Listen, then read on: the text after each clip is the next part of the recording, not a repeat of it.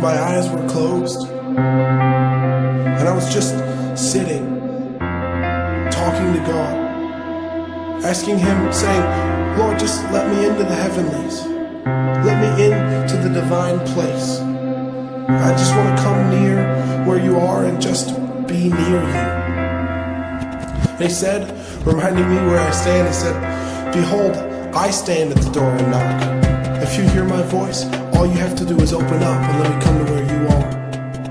And then all at once I was swept up out of the church, out of the seat, out of my body.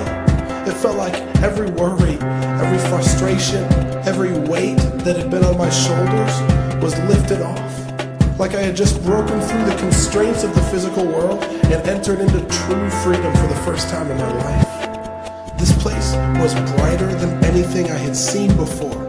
It was like standing on a star. It was more real than I could ever explain. And although I'd never been to this place before, I knew I was home. There was white light all around me, and it took my eyes a minute to get adjusted, but as I finally began to see clearly, I saw one man standing in front of me. It was my Jesus, my Savior, my hero, my King, the one who sacrificed and made it possible for me to even come to this place. But He had scars. He had deep scars all over His face and neck from where His flesh had been torn and shredded by the crown of thorns and the whip that had struck Him for my sake. He had scars on His hands, deep wounds from where the nails had torn through Him. He said, I'm so glad you're here. Finally, I've prepared a place for you. Come, let me show you. And he held out His hand for me to take hold of it and follow Him. Just as my hand touched His, I gently ran my finger across the hole in His palm. And He paused. I looked up, and looking at the scars on His face and neck, I asked, did it hurt? And He turned toward me. He smiled knowingly and looked me up and down. And He looked all around at the place we were standing, seeming to just want to just take it all in. And He said, sincerely, it was worth it. It was worth it. He said, it was worth it. And to this day, I just can't get over the honesty in His voice.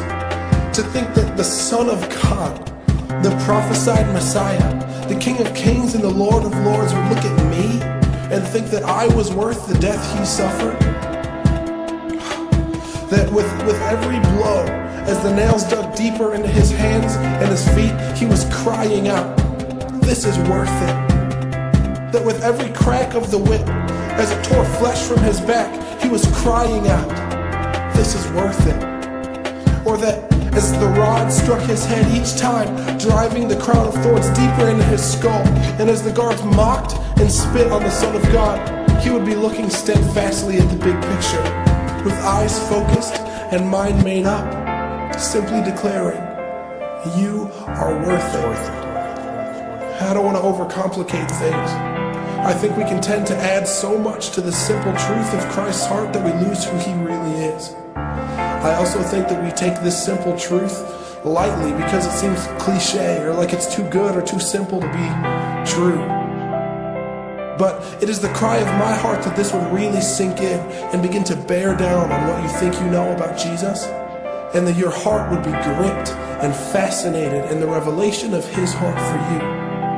The simple truth of Christ's heart is that He loves you unconditionally, unrelentingly, and passionately.